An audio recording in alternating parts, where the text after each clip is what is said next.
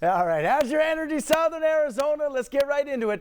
We are just 48 hours away from Coach Kevin Sumlin and the Arizona Wildcat football team kicking off the season at Washington, or at least continuing it. The game begins at 6 p.m. Saturday in Seattle and will be on live national TV for the second straight week. After a heartbreaking loss to open up the season against 20th ranked USC, the Wildcats still have lots of confidence. Remember, they hung strong and nearly knocked off the football power, who was a 2-touchdown favorite. Quarterback Grant Gunnell's passing and, surprisingly, his running ability took center stage. But when the Cats take on UW on Saturday, don't forget about running back RB Brightwell. This guy with the stiff arm.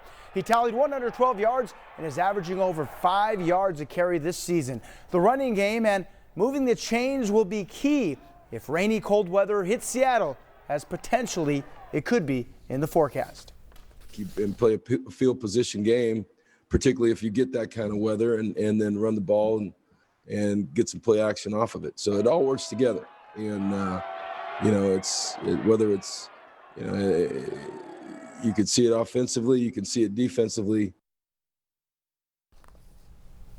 And quickly, the Arizona Interscholastic Association Executive Board had a special meeting and announced fall sports at the high school level will now be postponed until January 5th. All this to prevent the spread of COVID-19. That means traditional fall sports like high school basketball, wrestling, soccer, and others won't get a start until the 5th day of 2021. The latest permissible day of competition for winter sports will be Friday, February 19th.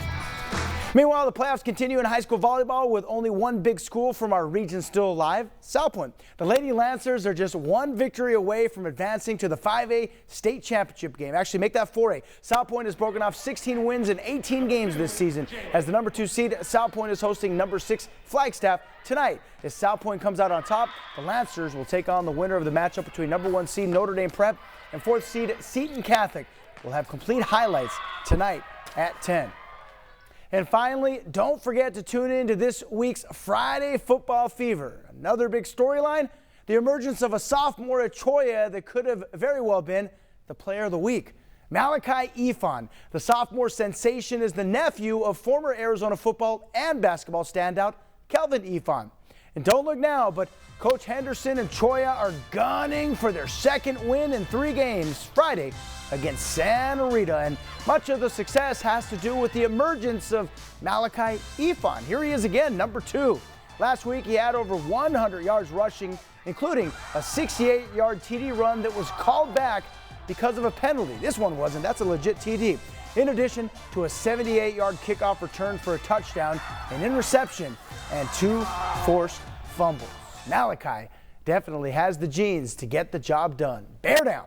That's just one of the many storylines for tomorrow's playoff edition of the Friday Football Fever. That's right. Some schools actually begin postseason play this Friday.